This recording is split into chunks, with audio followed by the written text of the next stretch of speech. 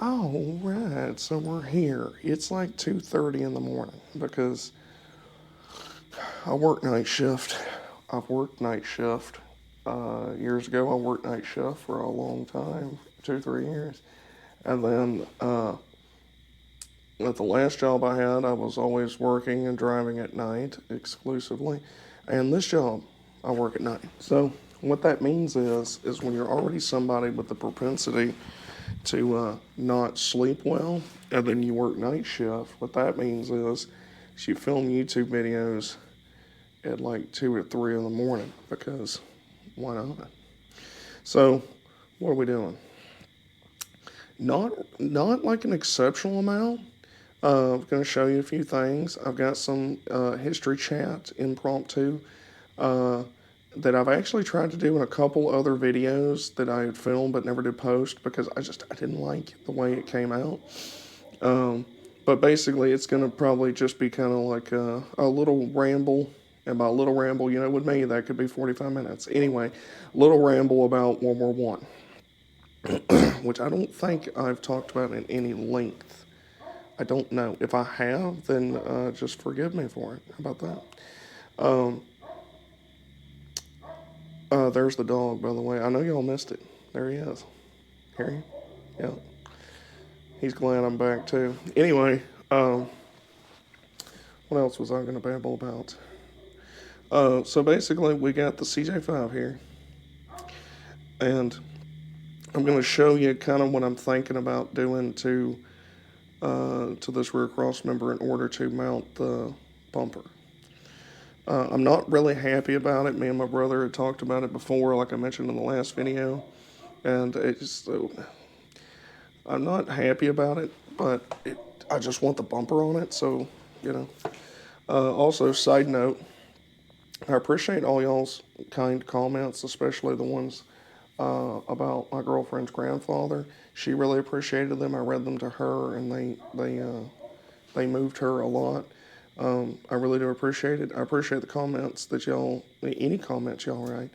It's so, when I first started this YouTube channel, friends of mine told me that I was going to get some horrible, horrible comments, okay? That I was going to get them all the time. I was going to get them day one, that people were going to do all that. And I realize that my channel's small enough to where I don't get a lot of the comments that I would get if my channel was big. But I've gotten a lot of comments in the last 124 videos or whatever this one will be. And I've literally got maybe 5 that could even pass as passingly negative. Like I got one the other day from this gentleman that took it out of his day on a video that I did when I was changing the fuel pump on the CJ5 for like the 15th time. And he's like, I didn't click on this to make a friend. Too much superfluous, or I can't remember what he said, babbling and all this. And I actually did legitimately rewatch the video, and the part where I'm actually working on the CJ5, I really didn't even babble as much as I normally do. I was kind of disappointed myself. I've gotten comments like that are like passingly asinine. But, the overwhelming majority have been either informative, kind, helpful, supportive, and, it kind of takes me back because I've never got to meet all y'all, Y'all know what I look like. I don't even know what most of y'all look like, only a couple y'all. So it really is, it's a very strange and comforting thing to have people all around the country and other countries. A feller that watches me on here that's in Australia, he's got a nice CJ5. He wrote me the other day just to check in on me, see if I was all right. This dude's on the other side of the world, and he's thinking about me enough to, check in and see if I'm all right. Like, I appreciate that. I really do. Like, I'm not just saying that because it sounds good in a YouTube video. Like, it really did. Like, I was at work on the night shift, and I got the message. I was looking at it. I'm like, it kind of turned my whole night around. It really did, because I'm like, it's just, it's touching. All right, without getting too emotional here, it's touching. So I do appreciate it. Anyway, enough of that. CJ5. Let me show you kind of what we're dealing with. All right. So, get our fancy camera work here. I try not to do too Blair Witchy, but it just kind of happens. I'm going to raise y'all up just a little bit, if I can remember how to do it. I'm still running my camera off of an external battery source, which means that I don't have to change my battery every 42 seconds like I used to do. That's too high. But it does kind of make the camera tripod a little unstable because the battery's heavy. Anyway, so here you have the rear cross member on a 1980 AMC CJ5. Okay. If you'll notice it's about the thickness of a piece of cellophane. I've had cigars wrapped in plastic that was thicker than this. Okay. It is comical. It's a joke. Now, the old school, no, this ain't just an AMC thing. The old Willys, especially the World War II Willys Jeeps, their frames were comically thin.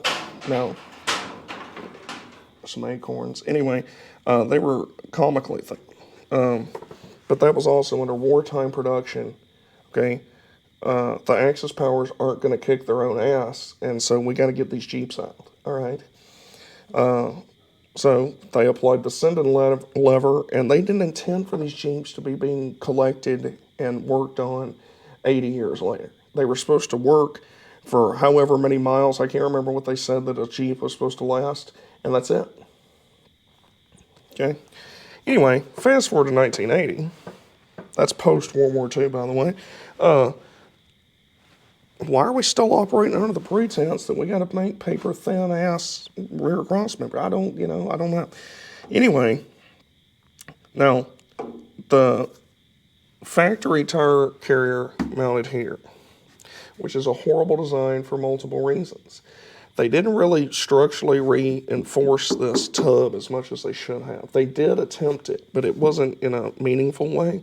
So what you get is these tears like this.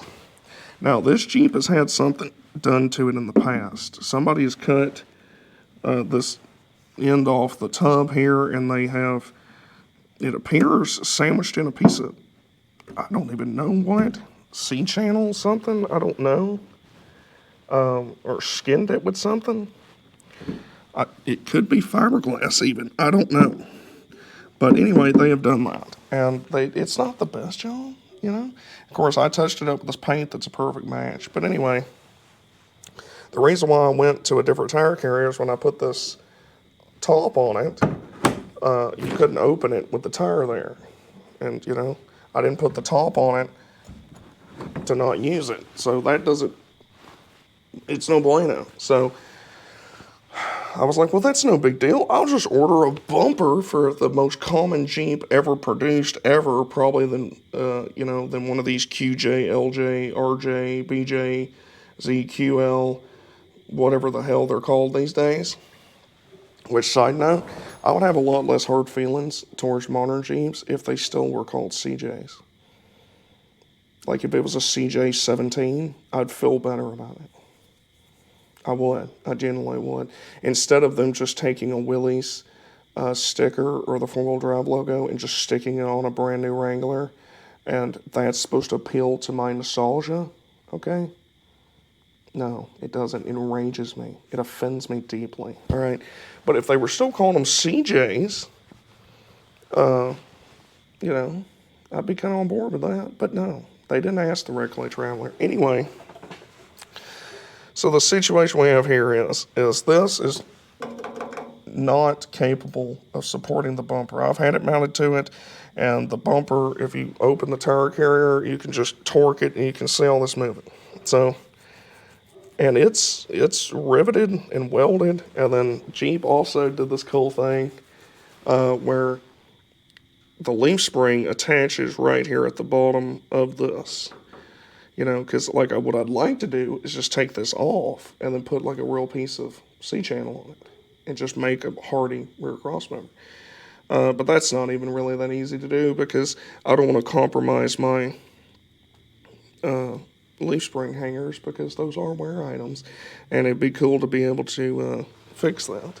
And this one still only has one bolt in it and one broke off. But the way the bolts broke off in it, it almost acts like a rivet, so I think it's probably okay. Anyway, so what I'm kind of thinking, and me and my brother were discussing, is to, I'm not happy with this camera angle at all. What we're kind of thinking is just take a piece of angle iron, okay, and set it on here with the L top going in here into this gap, notch it around these mounts, and then weld it to this. But I really need to get in here to weld it, okay, which means you really need to loosen body mounts that are just held on with a hope and a prayer and try to lift the body up and like a bunch of stuff that I really don't want to do at all. And there's some kind of rust hole right there that I don't know what it is. Anyway, so it's a hardy piece of angle, so that probably would be stout enough to hold it. The other kind of mounts that these older Jeeps ran like this was the kind that mounted to the side of the tub and come over, and swung out. Those are abnormally expensive for some reason. The bumpers that are actually made like a modern tire carrier for this Jeep that are actually made for a CJ5 are also, for whatever reason, abnormally expensive. So I bought the bumper originally, if you watch my older videos, it was meant for like a 90s model Wrangler. Dimensionally, it's perfect. It looks fine on here, but it... the holes don't line up or anything, and they wouldn't even really matter if they did because this rear cross member is, compromised, and the factory holes that it would have had aren't supported anymore. So, I don't know. I really don't want to drop this gas tank again because it would be like the 4th or 5th time I've dropped this gas tank, and I would rather eat molded ramen noodles with some glass thrown in it than have to do that. But that's probably what's going to end up happening because as much as it would be fun to try to lift this body up and weld it right here touching the gas tank, it's probably not advisable. Like, I can smell gas right now. So really safely, you would have to pull the gas tank out, put this piece of metal in there, and then try to weld the mofo. And I don't know if it'll even sit all the way in there because there is a ledge in there that it'll hit. And that channel's like 4-inch. And so you certainly don't want to have to trim, a 5-foot piece 2 inches off of it to try to get it to, what I'm saying is there's not a good way to do this with the stuff I have without having to buy a bunch of other crap. And even that presents its own problems. So, I don't know. I'm not happy about it. And then after I do that and figure out how to do this, then I really do need to pretend that I care about the exhaust and the muffler. If I took the muffler off this Jeep and showed it to you, you'd be aghast. The engine would probably run so much better if the muffler didn't look like an elephant had sat on it while piggybacking a deuce and a half. It's probably restricting flow, is what I'm saying. And there's nothing supporting it, so it's just so it's going to break something eventually. And so I need to run it out here and have it terminate somewhere out here, behind the tire or something like that. But that's future regular trailer problems. I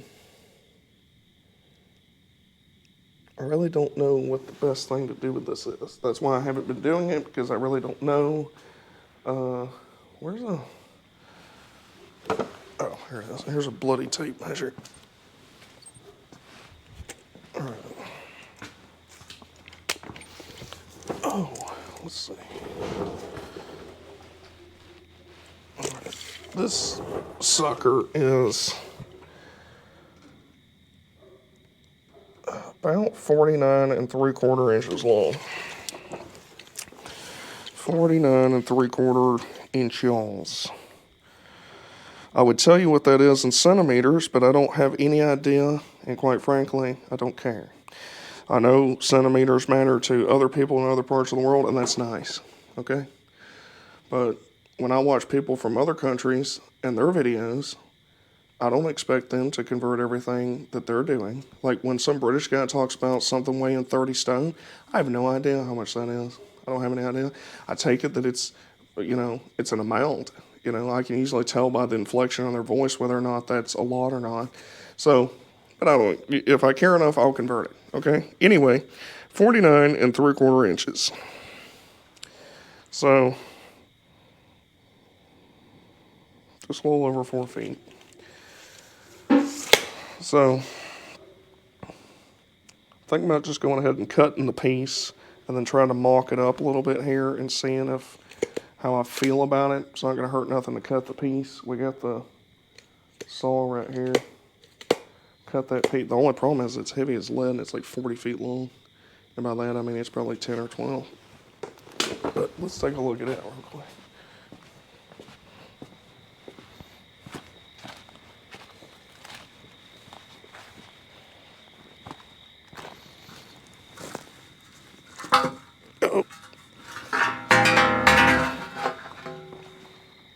Son of a biscuit. And it's rusty as a hoe, so that's always good. That'll help spread the rust to the already rusting rear cross member. Okay, here's this. This is I don't know where my brother got this from, but it's pretty dang hardy.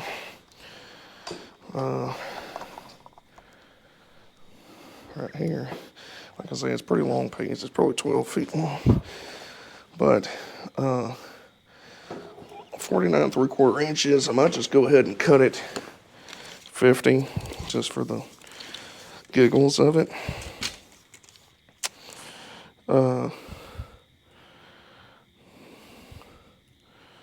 Yeah, I'll probably just cut it 50. And that will, I can always trim it a little bit if I need to. But you do have to, I'm going to have to not, me and my brother were arguing about this. I could lift these mounts up and then slip it underneath it, run the bolt through it. But that doesn't add really any structural integrity because this is mounted into the paper-thin body of this Jeep that's been heavily modified at some point years ago. Markedly, probably when they got done, it probably wasn't that bad, honestly. If they hadn't put this tire carrier back on it, messed it up. It's really not going to offer much help to keep this in place. So I honestly think just notching it is probably good enough for government work, but I don't know. But anyway, measure twice. Let's do like NASA. We'll measure twice and overestimate our budget by roughly, like 40 billion or whatever that they usually do. Yeah, we'll just go with 50. All right, let's go ahead and we're going to remember to safety squint. Okay. For you kids out there watching, y'all wear glasses, face shields, earplugs and all that other stuff. I should be doing that. But OSHA's not here, so, and I've never particularly cared about OSHA to start with, because I know OSHA saves lives, and I know also that many times I've almost died trying to do things the way that OSHA required us to do them. The most convoluted, ridiculous thing, and the way that OSHA had decided was infinitely more dangerous than just doing it the way that you would naturally want to do it. So, yeah, so let's say they save maybe 10, 12 people per 3 or 4 that they probably injure or kill. Whatever. OSHA, extra government. Anyway, let's see, 50 inches. I need a Sharpie or something. I have a metal marker, but I don't know how well it works on rusted, pitted metal. Probably not that great. And by the way, I am still occasionally rotating these engines because, you guessed it, I'd rather them not stick. I rotated this L-head the other day, and I rotated the Dauntless not that long ago either. Because, guess what? I'm not going to be one of those guys that somebody goes, I had a really good engine and it ran real good and I just rebuilt it and I spent $4,000 on it, but I left it in a building with the carburetor off and everything for like 50 years, and then guess what? I mean, there's no way it stuck. I've had that conversation too many times. Good engines shot to hell. There's one of them sitting over there in the corner that I bought that was a good running engine before it was pulled out. Now, it was at least put in a building, but it was shoved up underneath a workbench.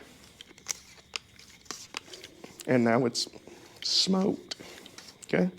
Now, it probably could be salvaged, but I shouldn't have to salvage it. Okay? Put some Earl in it, rotate it once every 6 months even. Just work with me, people. All right? And if you're sitting here and you're feeling convicted about your sins, about your 350 that you got out in the back of the shed, or maybe you got some truck that's been sitting out there in the yard that you got from your grandpa or something, and you're like, damn, Red Clay Traveler's making me feel guilty. I haven't cranked it over. Just crank it over. You don't have to tell me about it. Just crank it over. Crank it over. You'll feel better about yourself. Crank it over. Turn it by hand. Something. Just don't let it stick. Just don't let it. You'll thank yourself. If you end up selling it, somebody else will thank you. Okay? All right. We're gonna put a mark on this bad boy. We're gonna see if we can't lop it off and then see how we feel about it. Like I say, I'm not a welder. My hands shake too bad to be welding. Certainly now they're shaking worse than probably ever before, which is another probably doctor visit I need to make that they told me I should have made 10, 12 years ago. Because this has been going on since I was in middle school, where my hands are just, they shake worse than my grandfather's did when he was in his 80s. So that's pretty exciting. All right, let's see. We'll just go with this action. Oh, it does write on rusty metal. That's good.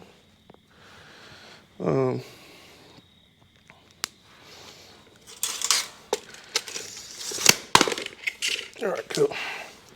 Anyway, we're going to see if we can't cut this off. Oh.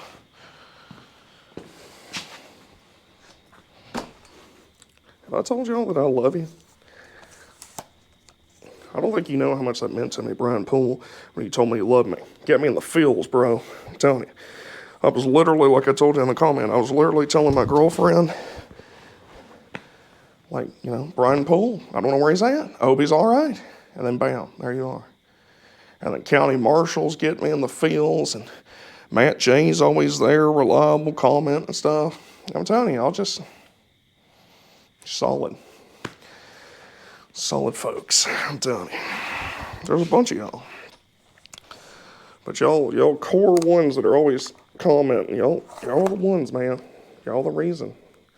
Half the reason I do anything anymore is because, well, I got this girlfriend that's actually like solid. She's not a psychopath. She's not toxic. And then the rest of it's because I like reading y'all's comments. Okay? Even though I ain't put nothing on in ages, I'm going to try to be fixing that because I'm not any happier about it than the ones of y'all that are been missing my content. And I even charged my transmitter for my microphone, so I'm hoping that this is coming through rather clear. All right, cool. We're going to set you, I don't know, somewhere where the camera's not going to get burnt or it's not in the way. And we're probably going to move all these oily rags over here just because it's going to throw some death dust over here.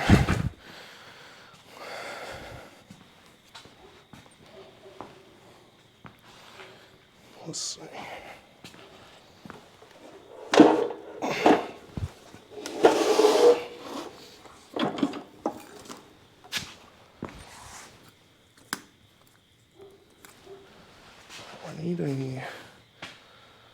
chunk of something.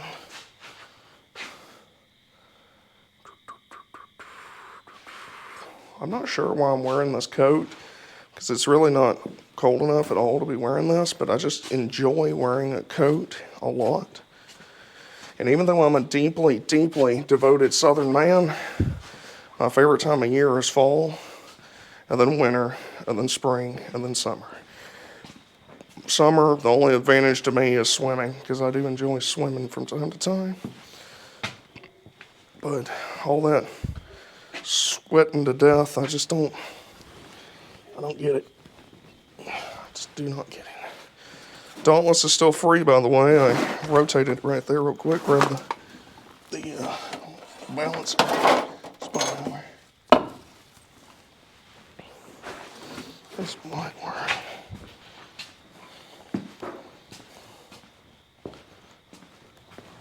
Oh, it's too tall. Dang it.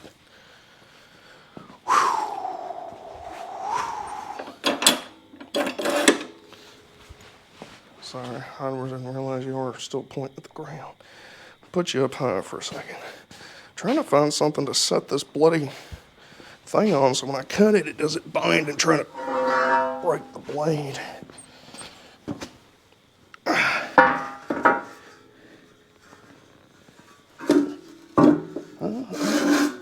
works.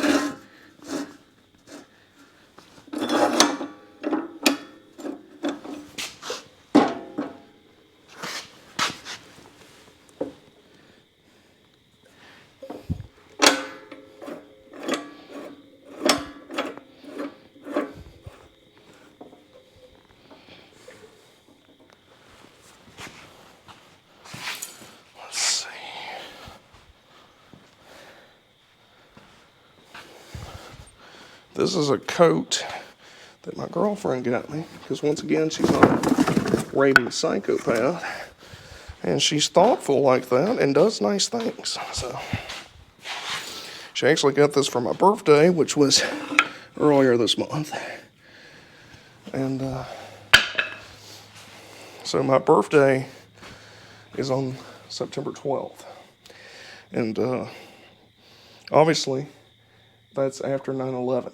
Okay, so yeah, I'm not big on celebrating my own birthday anyway. I don't really care, really, honestly, at all about it. But it's easy to remember because it's after 9/11, and it's the day before my grandfather passed away. So it's not the best time of year anyway.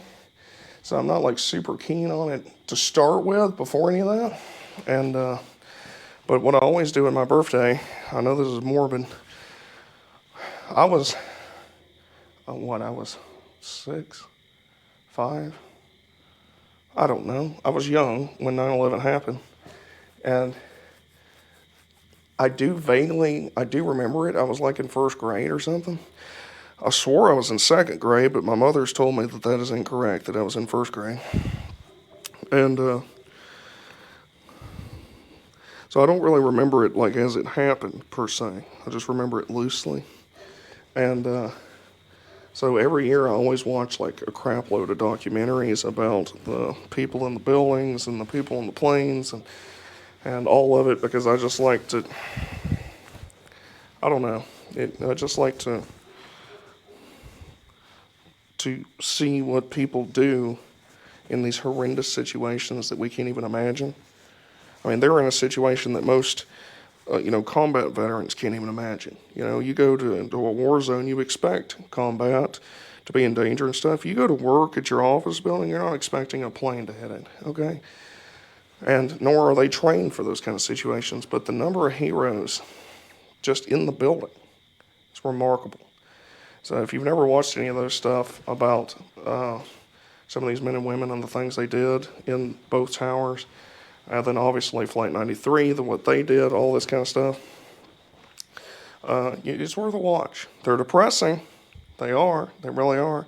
You just have to try to watch it from a different perspective. You're not watching it to, kind of wallow in the sorrow of it. You're watching it as a way for you to feel some kind of a understanding of what people can do in the absolute worst case scenarios that you could ever imagine. and kind of, obviously remember these people, because a lot of people nowadays weren't even alive, obviously, when it happened. They don't remember it at all. They didn't teach it when I was in school. They didn't really act like it even happened when I was in school, 5, 6, 7, 10 years afterward. So, and that's anything like that. It's just a tragedy. Like Pearl Harbor doesn't get, it's just a loose thing people remember, but like without any of the context from the perspective of, like Pearl Harbor's always depicted as that got us into the war. Well, yeah, but what about the men and the women and everybody that was there when it happened? The nurses and these fighter pilots and all this kind of crap, what they experienced. Most of the time, it's just Pearl Harbor's remembered as the thing that got us into the war. Like, what about the literal misery and hell and the heroics that these people did the day that it happened on December 7th? Anyway, let's cut this piece of metal. We're going to do the history talk in a minute. I get carried away, folks. It's just, All right. Safety squint. This looks crooked as a dog's leg. Oh, that's because it is.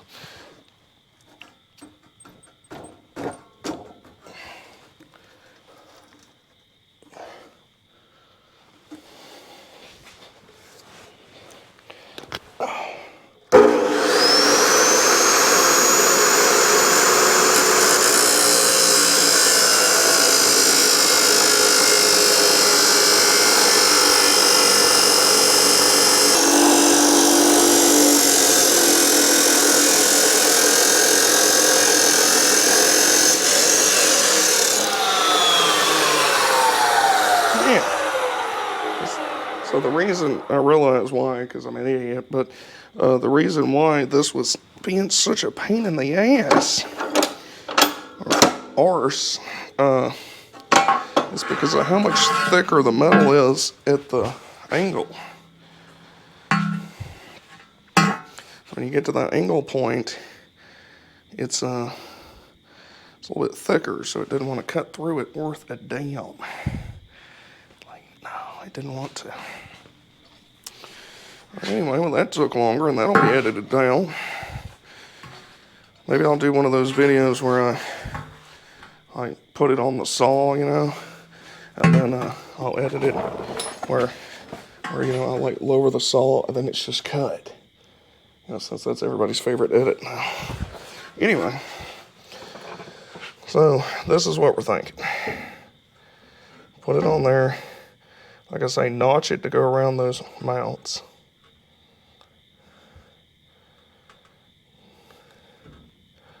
Honestly, I almost think that you could cut it to fit between the mounts.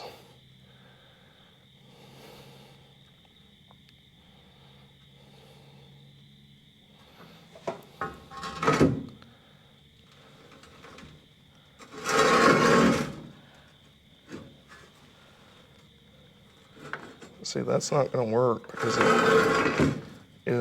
it hits this, I guess it's the top of the gas tank. I don't know what it's hitting.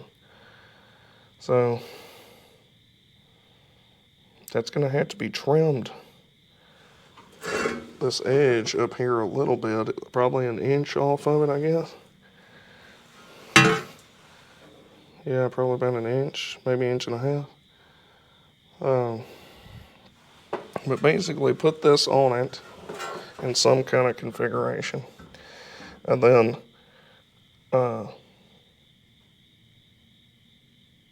weld it, and then drill some new holes in it, which will go through this piece right here, the new piece, and the rear cross member,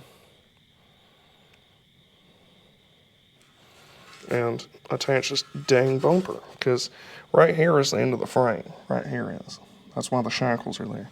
So if you can put some bolts on each side of it, that's right on both sides of the shackle. That should be the least flexible point on it. But you're going to have to weld it, because otherwise it'll try to take it, peel it off. So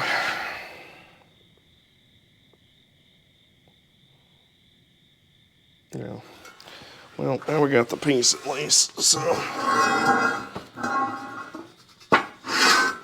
Alright. I'm going to have to talk to my brother about this and see what all he thinks, if he's had any other bright ideas since the last time we looked at it. Alright, World War I shit chat. I'll try to keep it somewhat short, keep this another 50-minute video. Alright, there's multiple topics in history, obviously, that are violently overlooked. You know, there's lots of eras, lots of individual events that are just completely swept under the rug, almost like they didn't happen. And one of those that has always troubled me the most is Korea, World War I, and the other one that bothers me is Vietnam. Now, Vietnam is talked about, but it's very much, you know, one-sided, agenda-based, let's say. It's very, you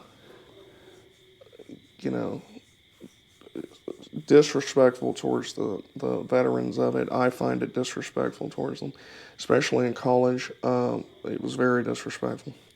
But at least it is talked about. Good or bad, I guess. At least it is remembered. Korea is basically remembered like it didn't happen at all. And World War I is just, it's just literally like a myth. It's like it's not real. Well, why does World War I matter, Red Clay Traveler? Well, I'm glad you asked that. Well, the reason why, multiple reasons. Right. There's a lot of myths around World War I. People say the reason why World War II happened is because of the failures of World War I. In some ways, you could say that. Usually, it's not in the way that most people think it is when they say that statement. Lots of times, what they're doing, and they don't even know it, is they're quoting Adolf Hitler from his book Mein Kampf, where he says, you know, Germany was railroaded in World War I. It wasn't treated fairly, and, you know, they were done wrong, and they were the victims of World War I, and they didn't do anything wrong, and their motives were pure and good, and all this kind of just literal drivel. That's all just horseshit. I mean, it's just absolute horrendous crap, verifiably wrong, historically wrong, but it appealed to people at the time.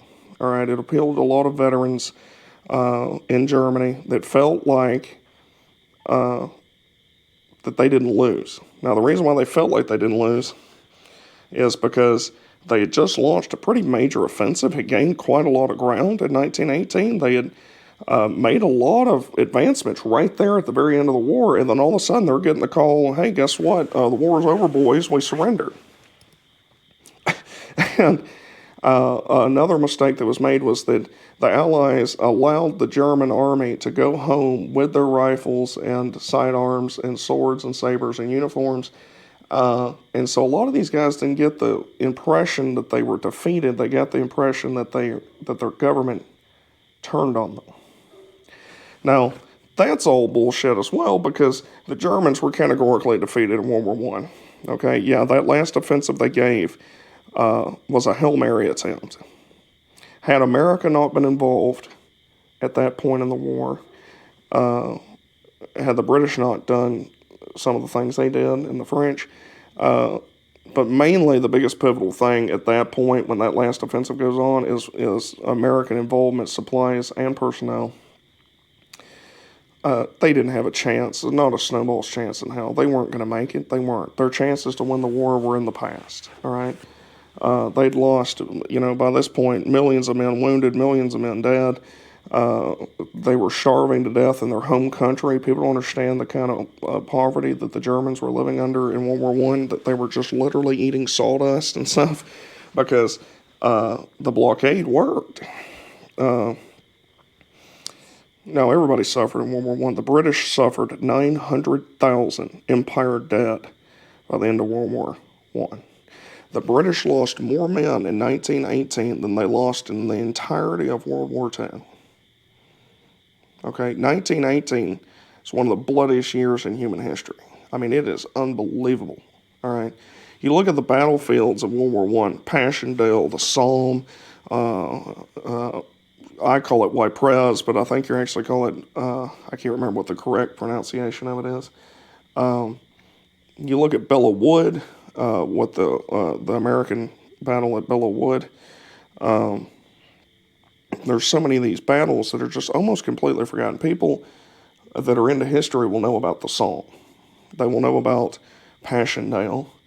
They'll know about the German Black Forest and some of that stuff, but not like World War II. Like most people that don't even give a crap about history knows, something about the Battle of the Bulge.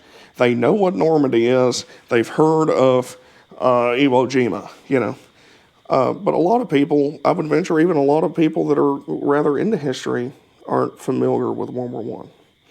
Now, most of that's because it's so horribly overshadowed by World War II. But World War One is important. All right, the European map is largely dictated to a large extent even now because of World War One, and then it's also World War One is the death of empires. Okay, the only empire that comes out of World War One is the British Empire, and it doesn't come out healthy. All right, it doesn't come out in good shape.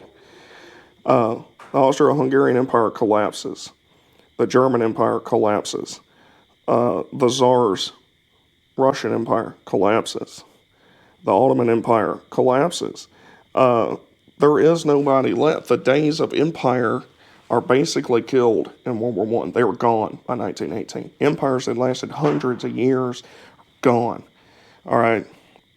And Britain just barely makes it out on the other side. Basically, it's bankrupt. France bled itself completely dry of men. People often get this idea in their head from the French, and I've talked about this before, I think. They get this idea that the French are weak inherently as a people group and that they've never performed well in wars. The French have fought in more wars than anybody in Europe, and they've won more wars than anybody. All right, the percentage of wars they've won that they fought in is quite impressive. All right. The French fought really damn hard in World War One, really, really, really, really hard, and they more or less bankrupted themselves of young men and middle-aged men, and to a large extent old men, and they financially bankrupted themselves. And by the time you get into World War II, their population hadn't recovered. Germany's had to a large extent. Britain's had. France really hadn't, and they still lost even more men trying to keep the Germans out of France, right? You got to remember, the French people themselves didn't surrender; their government did. You got to remember that you're, like I always tell people, I love my country, right? I'm an American. I love my country. I hate my government. I hate what my government's become. I love its origin point and the ideals that were put into it and all that. I love the history of it, but the way my government functions now in America, and has for a lot longer than people care to admit, all right, way longer than most people care to admit, is just a disgrace. It's a disgrace on all the men and women that have died in all these different wars that we've been in, and the women that lost sons and husbands, and all these people that's lost family members and all this.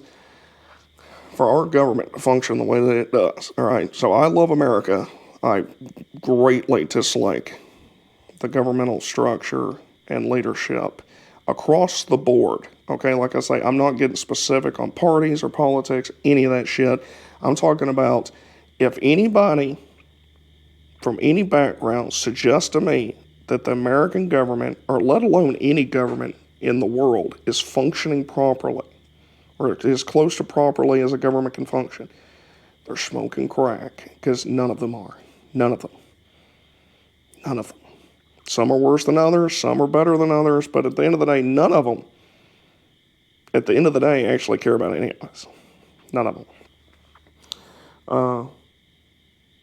I think I said in a video that I never posted, that these politicians, in any era you look, ancient Rome, ancient Greece, America 1750, America 1850, America 1950, most of these politicians, and I'm talking the overwhelming majority of them, would hold you underwater while they were trying to reach a dollar floating, by. They just don't care about us. They don't live the lives that me and you live. They don't have any experience with the rest of us at all. So, all that said to say, just because the French government capitulated doesn't make the French people pansies. It doesn't make them weak. It doesn't make them all Nazi collaborators. It doesn't mean that. Was there a lot of Nazi collaborators in France? Absolutely. But would you say the majority? No. Most of the war was spent them sabotaging Germans, killing them, messing up supply lines, building vehicles wrong that they were being forced to build, and all this kind of stuff. Anyway, a lot of that happens as a result of World War One. The warfare in World War One is rather unique. The first time that you see major trench warfare in history, honestly, is in the American Civil War. The American Civil War is sometimes referred to as the first modern war because you had modern technologies, rifled muskets, even, in isolated cases, the Gatling gun, rifled cannons, quite a leap in medical technology, more than people care to understand. And that, by the very end of the war, starts leading into trench warfare. And by that, I mean like Petersburg, even here in Georgia, around Atlanta, a lot of trench warfare. There was men that fought here in Atlanta at a battle called the Battle of Peachtree Creek, and there was men at that battle that were veterans of Gettysburg, that were veterans of Antietam, or as the Southerners call it, Sharpsburg, that said that was the worst fighting that they'd ever been in. It was worse than the Wilderness. It was worse than Gettysburg. It was worse than Antietam. It was worse than any of these battles that they'd been in because it was so violent. It was so hand-to-hand. And a lot of that was because the Confederates were in trenches along Peachtree Creek. The Union isn't. It's a whole thing. Anyway, trench warfare makes for extremely violent warfare because you're trapped, you're isolated in a ditch, basically. So about 50 years later, you get World War I. Technology has leaped way far ahead, but the battle tactics are still kind of lingering. And the technology is just far enough ahead where you can't fight a conventional war like, say, Napoleonic style, but you can't fight a modern war like people would, say, World War II. All right, there is no equivalent to a Jeep in World War I. A lot of stuff still drawn by horses, so you're in this hybrid era, and what that breeds is extreme violent hand-to-hand combat, extremely gruesome wounds. I think I've said before on the channel, about 80% of the men killed in World War I are killed by artillery shells, which is not a pleasant way to die. And I know I've talked about World War I before, but trying to talk about it in a little different light, because World War I, and oftentimes, specifically in Europe, and specifically the British, kind of is remembered as their bad war. It's a war that they shouldn't have been in, that it didn't matter. I disagree with that fundamentally. And a lot of historians, I'm certainly not a historian, but a lot of historians go back and forth about that, because say Britain, the Allies, France, America ultimately wasn't involved to stop the Kaiser, the Ottoman Empire, and the Austro-Hungarian Empire. Would the world have not suffered had these countries or empires gotten their ultimate goal?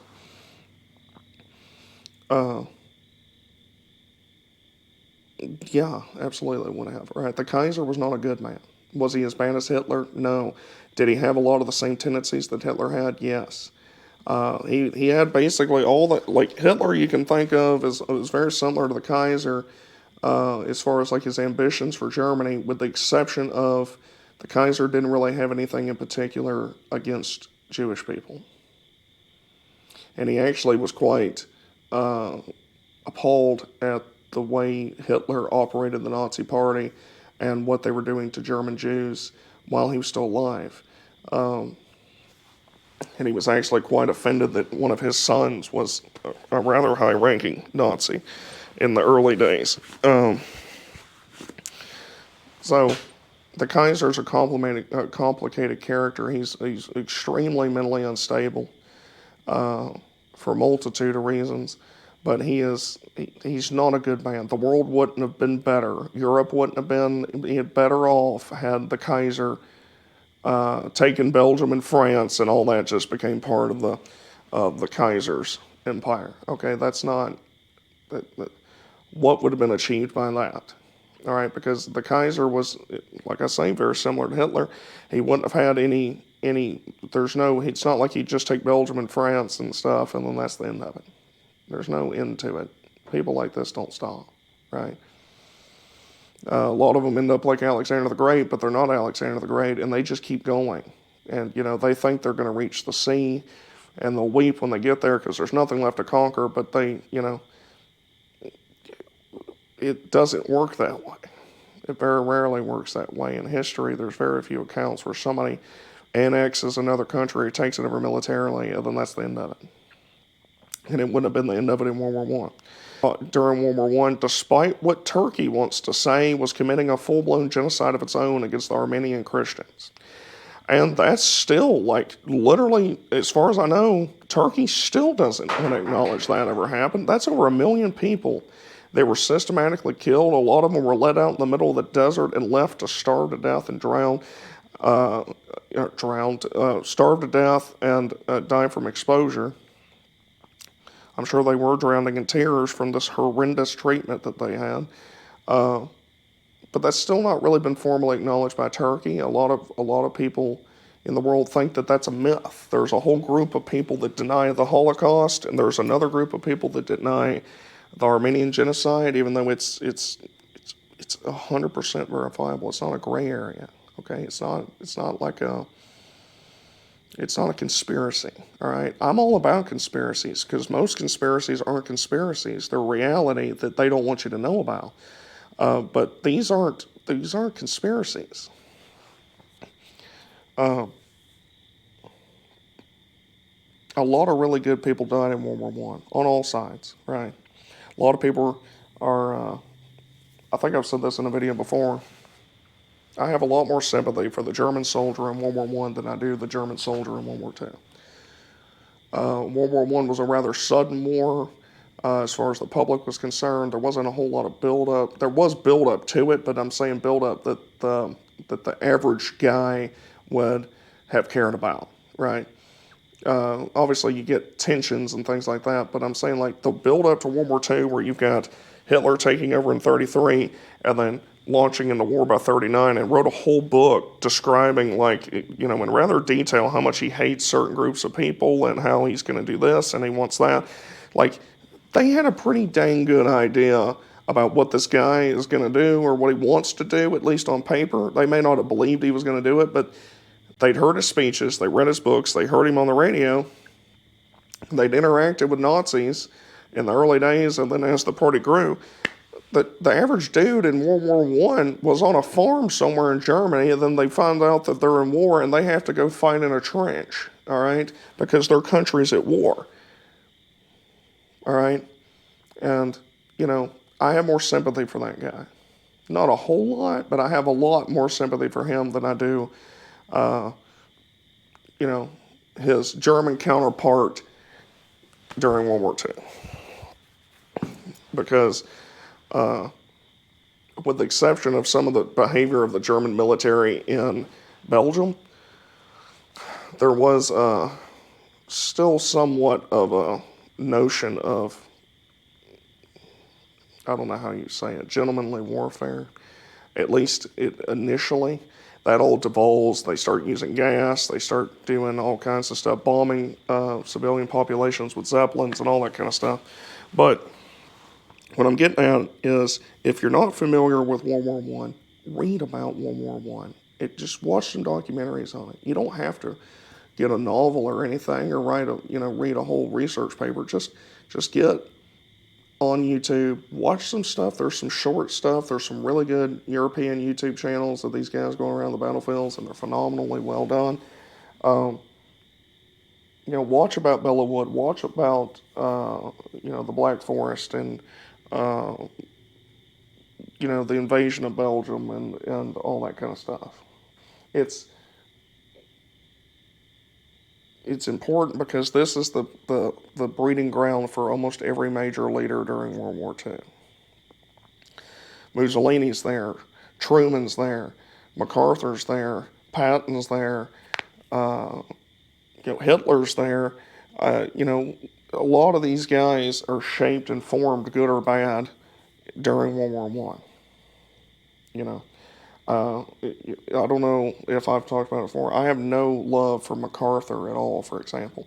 But the only time in his entire life that I can say that I actually think that there was something admirable about Douglas MacArthur is during World War I. He seems to actually be pretty all right. He's an abject total failure in World War II. He's an even worse failure in Korea. All right? And that's basically how he should be remembered. Failure. All right? Anyway, yeah. That was kind of really rambling. It lasted about 20 minutes now. Anyway, I just wanted to make more videos. I miss making them, and I just wanted to make them. And I know that this wasn't really an informative video, and certainly not much about Jeeps or nothing. But I was like, you know what, Shitfire, I can't sleep. I'll come over here, I'll film a video, talk to my friends, tell them I love them. Love you. Love you. Hearts, okay? Heart shape. I can't do it. I'm not a 9-year-old girl. Heart shape, all right? And maybe babble about World War I, show you the Jeep, show that I still have it.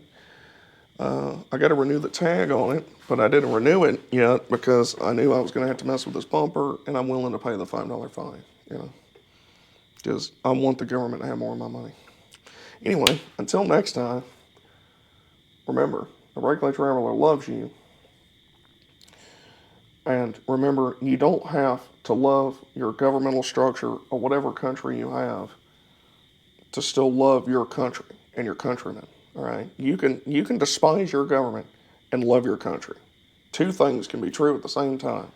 You heard it here from the Regular Traveler. And remember, I love you, and I appreciate your comments. I appreciate the support. Keep hitting that subscribe button. Keep sharing the videos, all that stuff. And I'm going to try my best, at a minimum, to upload a video a week. Can't make any promises, but that's my intention. Hopefully, after I talk to my brother, the next video will be figuring out how to put this on. I need to sandblast this piece of metal before I put it on there and paint it. And then we'll try to get this crap on there because I want to go camping. The weather's cooling off. It's going to be nice. Love you all. Comment, share, like, Snapchat, whatever it is the kids do. And remember, no matter what happens, no matter what, Regular Traveler, Willys for life. Willys. AMC's back over here behind me for life. We're going to get this bumper on there. Yeah, buddy, get it. Yeah, yeah. Grasshopper.